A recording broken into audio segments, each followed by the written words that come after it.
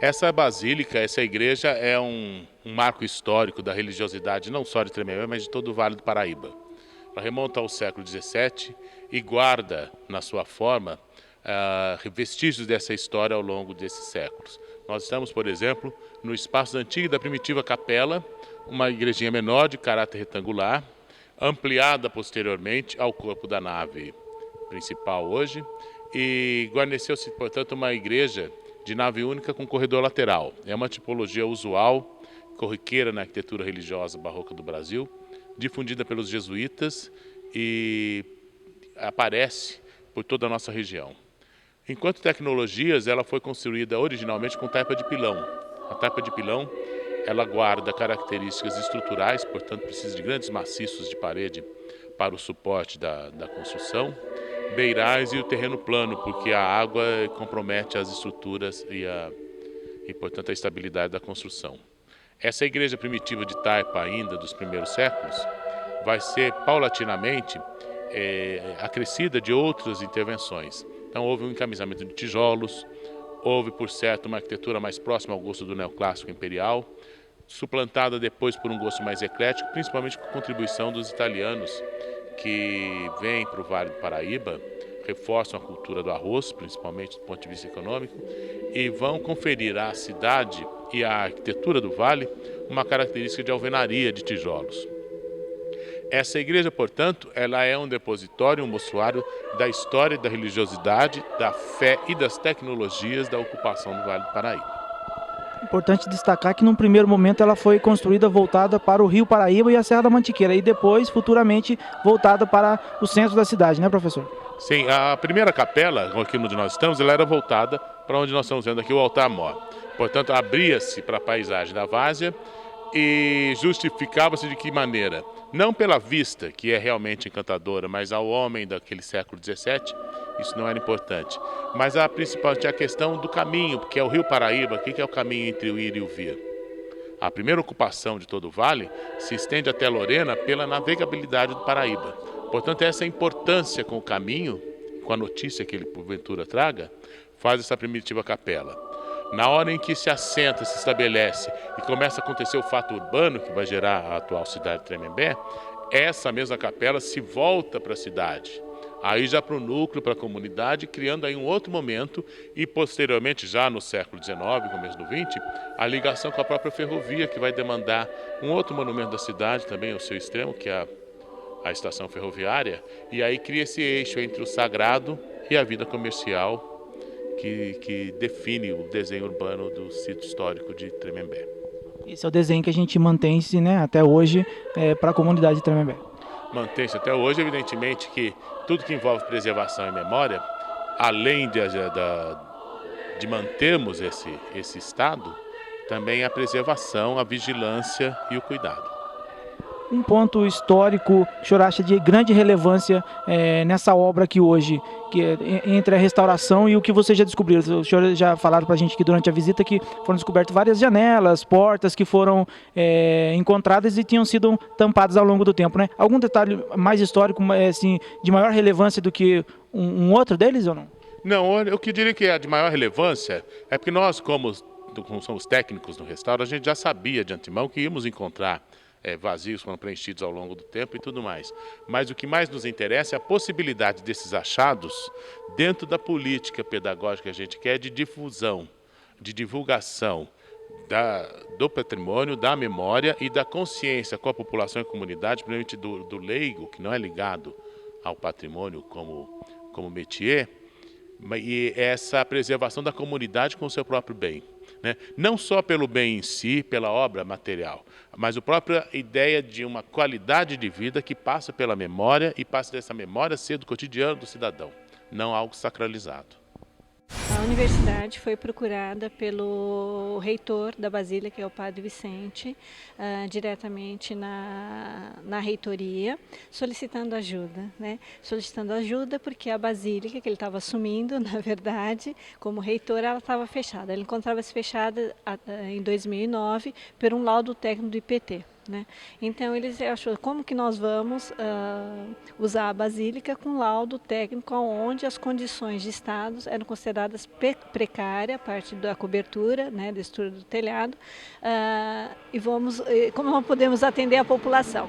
Então com esse contato foi concretizado um convênio com a Universidade de Taubaté e nós fomos disponibilizados o Núcleo de Preservação do Patrimônio Cultural através de técnicos, alunos, né, e professores de outros departamentos da arquitetura, do departamento de história, da geografia, da engenharia civil, para fazermos uma análise. Começamos pela análise do laudo técnico do IPT, com a avaliação dos riscos da basílica. A partir daquele momento, nós começamos a fazer o projeto de restauro, a avaliação das fundações, da estrutura dela, que é de taipa, do processo de encaminhamento, que ela é toda com tijolos e depois blocos de concreto, e depois na cobertura, tá? E sua inserção na questão do Vale do Paraíba.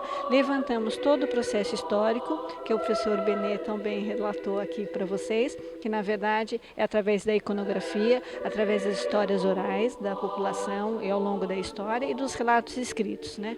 A partir do momento que nós confrontamos com o estado real e atual da Basílica, o processo de deterioro e com os relatos históricos, nós começamos a fazer o que a gente chama de prospecção. Prospecção são pequenas avaliações e análises em etapas construtivas do processo da construção da Basílica, para estar confrontando o estado realmente, né? Se era realmente toda de taipa, em que momento foram feitas essas modificações e o estado dessas obras. E ficamos muito contentes, nós levamos um ano, em 2012, para fazer todo esse processo. E ficamos muito contentes com esses resultados de prospecção. E fomos incentivados a mandar o projeto para o Ministério da Cultura. E ficamos ainda mais contentes com o resultado de uma aprovação quase que imediata no primeiro momento do Ministério, apoiando as ações de restauração. Dividimos o projeto em 4 fases, porque é um processo extenso de restauro, e dentro dessa divisão nós priorizamos. Na primeira fase, que nós já terminamos, estamos abrindo a segunda. A primeira fase nos concentramos na parte das fundações, da estabilidade do telhado, da cobertura, do restauro das telhas, do madeiramento que vocês tiveram a oportunidade de ver, e começamos a abrir os vãos, né? Ver o que tinha por trás da construção. E fomos ver, bom, estamos vendo cimento, aparentemente, mas ela, pelo período e pela história de cimento, ela não é. Tira o cimento. Aí encontramos grandes tijolos com cimento. Bom, mas também já tem cimento ainda. Tira os tijolos. Tira esse tapa de tijolo. Encontramos tijolos com realmente argamassa ainda sem a composição do cimento. Então, aquela argamassa que vem em composição só do cal e da argila, né? Aí tiramos os tijolos e encontramos a taipa. A taipa está lá encamisada, mas ela realmente conservada. Até pelo processo de camisamento ela ficou muito bem conservada, né? E da mesma forma, essas etapas nós vamos fazendo com as pinturas, com a cobertura, com o forro artístico, como se a gente estivesse desconstruindo e tentando achar o que foi mais antigo, né? Então, quando você pergunta o que é o mais interessante, lógico que você encontra a origem. A hora que a gente se depara com a origem ali, fala, não é o que está escrito, é verdade. E é esse momento que eu acho que é o gratificante para nós, da universidade, é poder disponibilizar esses achados, digamos, né, para a população. Esse é o momento, acho que mais emocionante para os alunos e para o corpo técnico. É dar acesso. Para nós isso é muito importante. Então nós estamos nessa fase e agora a próxima é dar acesso a essas pinturas, esse forro maravilhoso, para que as pessoas realmente fiquem mais próximas. Vamos subir lá e vamos ver o que está acontecendo com esse forro. De longe parece relativamente em ordem, né? Mas sabemos que numa visão mais próxima ele está precisando de um bom restauro. E estaremos contando com essa segunda etapa com o filho do pintor, o pintor que realmente pintou o forro da Basílica. É o arquiteto Hernani, fará parte junto com o irmão da restauração do forro. Então teremos inclusive essa honra de estar trazendo para as obras de restauração das pinturas históricas um antigo garoto, né, com seus 13 anos, que acompanhou o pai na obra, e hoje um grande arquiteto, e ele está liderando as obras de restauro do forro artístico. Há uma previsão de término dessas obras de restauro da Basílica ou ainda não há? Está aprovado pelo Ministério, nós temos mais um ano aí pela frente, porque como na verdade ele é dividido mais ou menos em 4 meses para poder dar vazão e até o controle. É interessante porque essas obras, elas não são abertas e não fechadas, digamos. Nós temos a obrigação de dar retorno. Então foi fechada a primeira fase, isso entrega um relatório no Ministério, é aprovado esse relatório e após a aprovação desse relatório é que eles abrem a segunda fase. Isso é uma forma de controle, que é muito bom isso, porque não deixamos aquelas obras abertas eternamente. Por isso que eu falei, pô, agora é o momento da visitação. Isso realmente é bom para nós essa divisão. Então são 4, nós estamos indo na segunda, vão ficar faltando ainda mais 2, né? Mas acho que faremos todas sem problemas. A reabertura da Basílica para a cidade era algo esperado. Apesar que, ouvindo um pouco a história do pessoal, tem gente que diz que não esperava que fosse tão rápido, que fosse esperar mais. Mas nós tivemos muito apoio, tanto da comunidade, como do Ministério, como da universidade, como do Estado. Então tivemos apoios aí que foram fundamentais para que o processo fosse acelerado e nós reabríssemos a Basílica esse ano para a celebração dos 350 anos da presença da imagem do Seu Bom Jesus em Tremembé e Vale do Paraíba. Então foi graças ao apoio de toda a comunidade e também dos parceiros. Desde a reabertura permanece aberto, todos os atos litúrgicos acontecem no santuário, acontecem na Basílica. Aos domingos são 6 celebrações, às 7 da manhã, às 8h30 e às 10, às 17 e às 18h30 e às 20 horas. Então 6 celebrações dentro da Basílica. E no sábado nós temos 3 celebrações, uma às 7 da manhã, às 15 horas e às 19h30 horas. Sendo a das 15 horas, então a missa dos peregrinos, né? Então todas as celebrações vêm acontecendo dentro do santuário. Por enquanto não houve necessidade ainda de recuo, né, que a gente espera que não precise, mas se for necessário a gente faz isso de acordo com a necessidade. Mas acreditamos que é possível a gente ir interagindo junto com o restauro e as próprias atividades do santuário. O senhor falou do restauro agora, está num momento importante que a Basílica está recebendo visitas monitoradas, né, padre? Para contar um pouquinho dessa história, tanto da restauração como da própria história da Basílica, né? Isso é mais um momento histórico, né? É um momento valioso para a nossa comunidade, para a comunidade tremembeense, poder então conhecer não só a Basílica, mas o entorno, onde ela se encontra, ela está situada, né?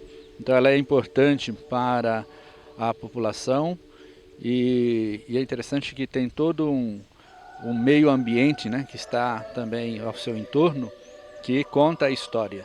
E depois os elementos construtivos da própria Basílica, que então ao longo do período vai podendo contar, e de forma com que os alunos vai então interagindo no processo formativo, contando com esse valioso objeto, né, de estudo e de aprofundamento. Além de um pouco da religiosidade, e os alunos que visitarem aqui, né, quem visitar aqui no modo geral, terá aí uma grande aula de história, conhecendo um pouco da história tanto da igreja quanto da cidade de Tremembé. Exato, é isso mesmo. A Basílica ela é ampla nesse sentido, ela não é só a parte religiosa, mas ela tem todo um aparato, né, que vai dar suporte também para